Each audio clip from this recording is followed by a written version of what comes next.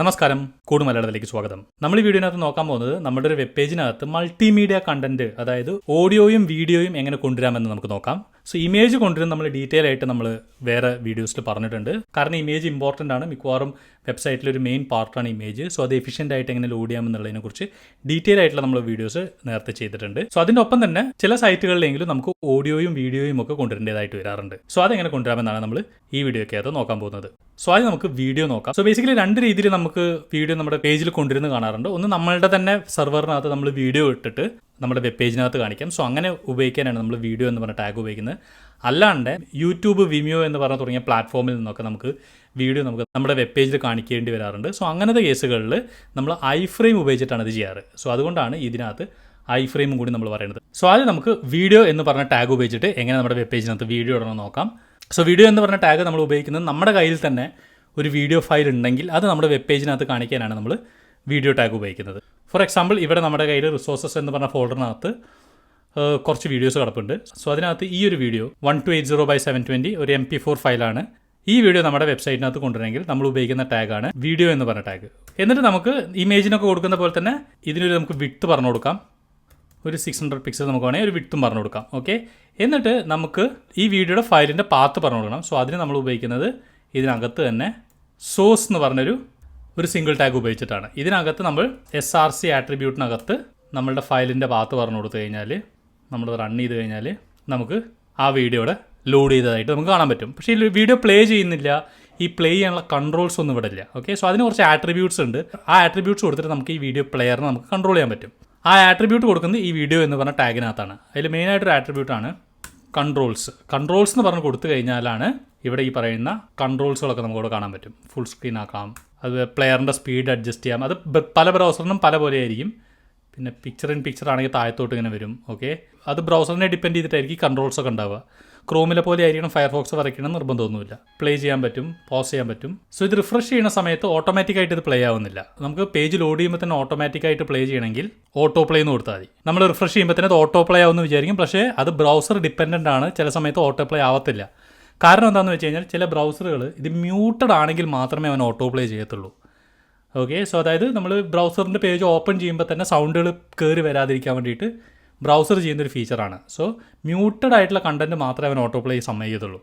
So ഈ ക്രോമിൽ അങ്ങനെയാണ് behaviour. അപ്പോൾ നമ്മൾ സ്റ്റാർട്ട് ചെയ്യുമ്പോൾ തന്നെ മ്യൂട്ടഡ് ആയിട്ട്, അതായത് സൗണ്ട് ഇല്ലാണ്ട് സ്റ്റാർട്ട് ചെയ്യുവാണെങ്കിൽ മാത്രമാണ് ഇത് ഓട്ടോ പ്ലേ സ്റ്റാർട്ട് ചെയ്യത്തുള്ളൂ. ഓക്കെ, സോ അങ്ങനെ റിഫ്രഷ് ചെയ്യുവാണെങ്കിൽ നമുക്കിത് ഓട്ടോ പ്ലേ കാണാൻ പറ്റും. പിന്നെ അടുത്തുള്ളൊരു ആട്രിബ്യൂട്ട് എന്ന് പറഞ്ഞു കഴിഞ്ഞാൽ ലൂപ്പാണ്. ലൂപ്പ് എന്ന് പറഞ്ഞു കഴിഞ്ഞാൽ ഇത് നമ്മൾ എൻഡ് ചെയ്ത് കഴിഞ്ഞാൽ, ഈ പ്ലെയർ എൻഡ് ചെയ്ത് കഴിഞ്ഞാൽ വീണ്ടും അത് സ്റ്റാർട്ടിങ് തന്നെ വീണ്ടും തുടങ്ങും. അതിനെ ലൂപ്പ് ചെയ്യാൻ വേണ്ടിയിട്ടാണ് ലൂപ്പ് എന്ന് പറഞ്ഞ ആട്രിബ്യൂട്ട്. സോ ഇത്ര ആട്രിബ്യൂട്ടാണ് ബേസിക്കലി വീഡിയോ എന്ന് പറഞ്ഞ ടാഗിന് മനസ്സിലാക്കാനുള്ളൂ. പിന്നെ നമുക്ക് കൊടുക്കാവുന്ന ഒരു കാര്യം, ഈ സോഴ്സ് എന്ന് പറഞ്ഞ ആട്രിബ്യൂട്ടിനകത്ത് നമുക്ക് ഒന്നിൽ കൂടുതൽ സോഴ്സ് പറഞ്ഞു കൊടുക്കാൻ പറ്റും.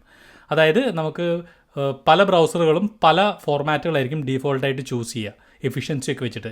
പിന്നെ ചില ബ്രൗസറുകൾ ചില ഫോർമാറ്റ് സപ്പോർട്ട് ചെയ്യണമെന്നില്ല.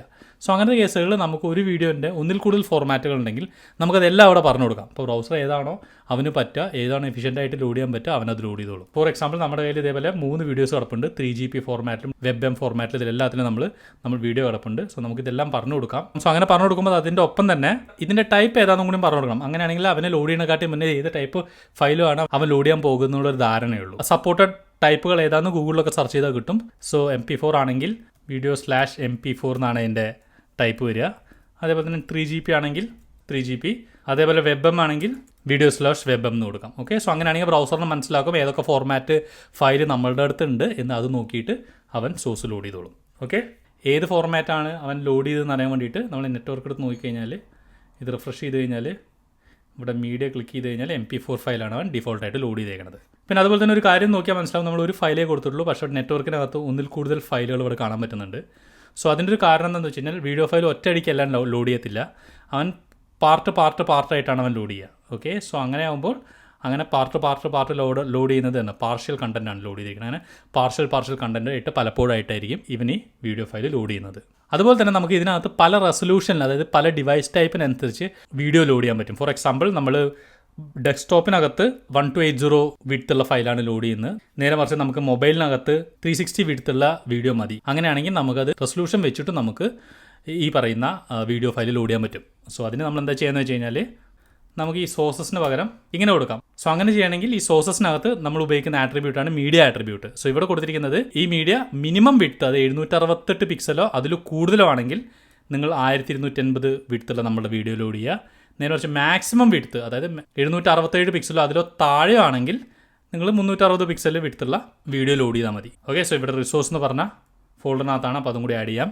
സോ ഇനി നോക്കിക്കഴിഞ്ഞാൽ ഈ വലിയ വിഡ്ത്ത് സ്ക്രീനിലാണെങ്കിൽ അവൻ ലോഡ് ചെയ്തിരിക്കുന്നത് ഈ പറയുന്ന 1280x720 ഈ വീഡിയോ ആണ് അവൻ ലോഡ് ചെയ്തേക്കുന്നത്.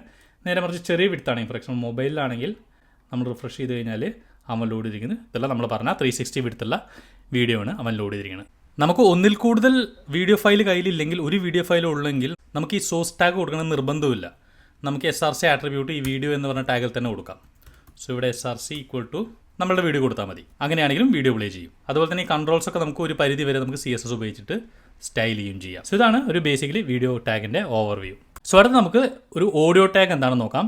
സോ ഓഡിയോ ടാഗ് എന്ന് പറഞ്ഞാൽ വീഡിയോ ടാഗിൻ്റെ അതേപോലെ തന്നെയാണ്, പക്ഷേ കുറച്ചും കൂടി എളുപ്പമാണ്. കാരണം ഈ വീഡിയോ ടാഗിനെ പോലെ വിഡ്ത്തും റെസൊല്യൂഷനും ഈ റെസ്പോൺസീവ്നെസ് ഒന്നും ഓഡിയോ ടാഗിന് ബാധകമല്ല. അതുകൊണ്ട് തന്നെ ഈ മീഡിയ എന്ന് പറഞ്ഞ ആട്രിബ്യൂട്ടും പല റെസൊല്യൂഷനിലുള്ള ഫയൽ ടൈപ്പും ഇതൊന്നും ഓഡിയോയ്ക്കകത്തില്ല. സോ അത് ഒഴിച്ച് നിർത്തി കഴിഞ്ഞാൽ ബാക്കി എല്ലാം തന്നെ ഒരുവിധം വീഡിയോ ടാഗ് പോലെ തന്നെയാണ് ഓഡിയോ ടാഗും വർക്ക് ചെയ്യുന്നത്. സോ നമ്മളിത് കാണിക്കാൻ വേണ്ടിയിട്ട് 3 ഓഡിയോ ഫയലുകൾ ഇവിടെ ഡൗൺലോഡ് ചെയ്തിട്ടുണ്ട്.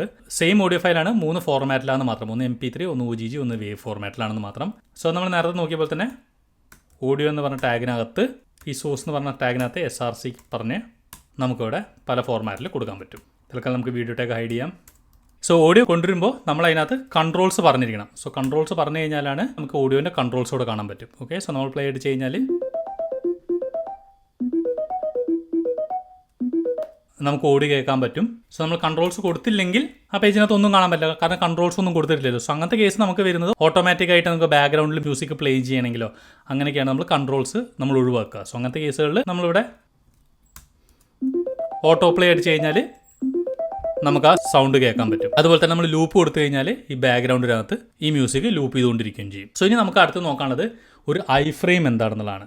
ഒരു ഐ-ഫ്രെയിം വെച്ചിട്ട് എങ്ങനെ വീഡിയോ ലോഡ് ചെയ്യാമെന്ന് നോക്കാം. സോ ഐ-ഫ്രെയിം എന്ന് പറഞ്ഞു കഴിഞ്ഞാൽ ഒരു HTML ടാഗാണ്. അത് വീഡിയോ ലോഡ് ചെയ്യാൻ വേണ്ടി മാത്രം ഉപയോഗിക്കുന്നതല്ല, അത് നമുക്ക് എക്സ്റ്റേണൽ ആയിട്ട് വേറെ ഒരു വെബ്സൈറ്റിലെ കണ്ടന്റ് നമ്മുടെ വെബ് പേജിൽ കാണിക്കാനാണ് ബേസിക്കലി ഐ-ഫ്രെയിം ഉപയോഗിക്കുന്നത്. ഓക്കെ, നമുക്കൊരു എക്സാമ്പിൾ നോക്കാം. സോ നമ്മളൊരു ഐ-ഫ്രെയിം എന്ന് പറഞ്ഞൊരു ടാഗ് ഇട്ടിട്ട് അതിനകത്ത് ആട്രിബ്യൂട്ട് ആയിട്ട് ഒരു വിഡ്ത്തും ഹൈറ്റും കൊടുക്കാം. എന്നിട്ട് നമ്മൾ SRC എന്ന് പറഞ്ഞ ആട്രിബ്യൂട്ടിനകത്ത് നമുക്ക് എക്സ്റ്റേണൽ ആയിട്ടുള്ള ഏതൊരു വെബ്സൈറ്റിൻ്റെ ലിങ്കും കൊടുക്കാം. ഇന്റേണലോ എക്സ്റ്റേണലോ കൊടുക്കാം. മിക്കവാറും എക്സ്റ്റേണൽ ലിങ്ക് കൊടുക്കാനാണ് നമ്മൾ മിക്കവാറും ഐ-ഫ്രെയിം ഉപയോഗിക്കാറ്. ഫോർ എക്സാമ്പിൾ നമുക്ക് മാതൃഭൂമി.com കൊടുക്കാം. അപ്പോൾ നമ്മളുടെ ഈ ഒരു ചെറിയ ബോക്സിനകത്ത് നമുക്ക് ആ മാതൃഭൂമി ഇവിടെ ലോഡ് ആയിട്ടുണ്ട്.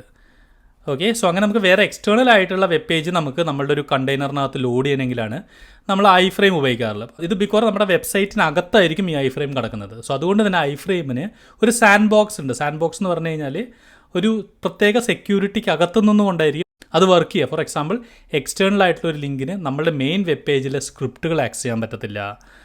അതിനകത്ത് സെറ്റ് ചെയ്തിരിക്കുന്ന കുക്കീസോ ലോക്കൽ സ്റ്റോറേജോ അങ്ങനെയൊന്നും ആക്സസ് ചെയ്യാൻ പറ്റത്തില്ല. സോ അങ്ങനെ കുറച്ച് റെസ്ട്രിക്ഷൻസോട് കൂടിയായിരിക്കും ഐ-ഫ്രെയിം ഓപ്പറേറ്റ് ചെയ്യുക. ഐ-ഫ്രെയിം ചില വിട്ടുവീഴ്ചകളൊക്കെ ചെയ്യും. ഫോർ എക്സാമ്പിൾ നമ്മൾ ലോഡ് ചെയ്യുന്ന സെയിം ഡൊമൈനിൽ തന്നെയാണ് ഐ-ഫ്രെയിമിൻ്റെ ഈ URL കൊടുത്തതെങ്കിൽ അവൻ സെക്യൂരിറ്റി കുറച്ച് വിട്ടുവീഴ്ചയൊക്കെ ചെയ്യും. പക്ഷേ അങ്ങനെ വിട്ടുവീഴ്ച ചെയ്യണമെങ്കിൽ നമ്മൾ അവന് പറഞ്ഞും കൊടുക്കണം. ഫോർ എക്സാമ്പിൾ സെപ്പറേറ്റ് ലൈനിലിടാം. സാൻഡ് ബോക്സ് എന്ന് പറഞ്ഞിട്ടൊരു ആട്രിബ്യൂട്ട് ഉണ്ട്. ആ ആട്രിബ്യൂട്ടിനകത്ത് അലൗ സ്ക്രിപ്റ്റ്സ് എന്ന് കൊടുക്കുക. അലൗ സ്ക്രിപ്റ്റ്സ് എന്ന് കൊടുത്തു കഴിഞ്ഞാൽ സെയിം ഡൊമൈൻ, ഇത് വേറെ ഡൊമൈനാണ്, സെയിം ഡൊമൈനിലായിട്ടുള്ള ഐ-ഫ്രെയിം ആണ് ഇവിടെ ലോഡ് ചെയ്യുന്നതെങ്കിൽ നമ്മുടെ ഈ പാരന്റ് കണ്ടെയ്നറിനകത്തെ ജാവാ സ്ക്രിപ്റ്റ് കോഡുകൾ ആക്സസ് ചെയ്യാൻ, കുക്കീസ്, ലോക്കൽ സ്റ്റോറേജ് ഒക്കെ ആക്സസ് ചെയ്യാൻ നമ്മൾ സമ്മതിക്കും. ഓക്കെ, സോ അതേപോലെ തന്നെ വേറെയും ആട്രിബ്യൂട്ട്സ് ഉണ്ട്.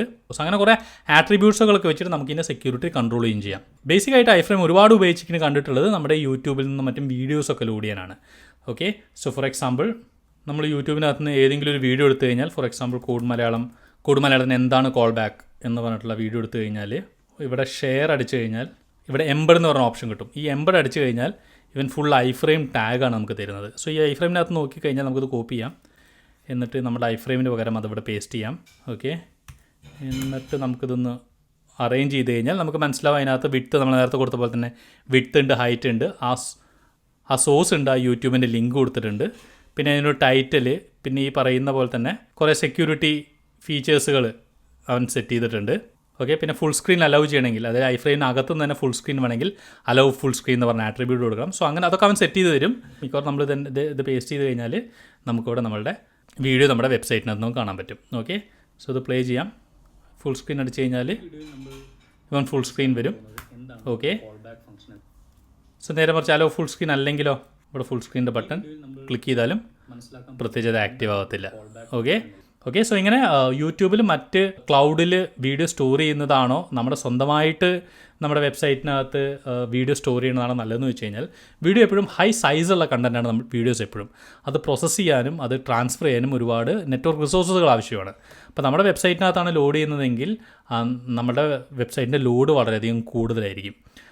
സോ അതുപോലെ തന്നെ യൂട്യൂബൊക്കെ തരുന്ന പ്ലെയറുകൾക്ക് കുറച്ചും കൂടി ഫീച്ചേഴ്സ് ഉണ്ടാകും. ഫോർ എക്സാമ്പിൾ നെറ്റ്വർക്കിൻ്റെ സ്പീഡ് കുറയുന്ന സമയത്ത് അവൻ ചെറിയ ബിറ്റ് റേറ്റിലുള്ള വീഡിയോ ലോഡ് ചെയ്യും. അത് നമുക്ക് ഇൻട്രപ്റ്റ് ആവാത്ത രീതിയിൽ അവൻ കുറച്ചും കൂടി ഫങ്ഷണാലിറ്റീസ് അവൻ്റെ സ്വന്തം പ്ലെയറിൽ തരുന്നുണ്ട്.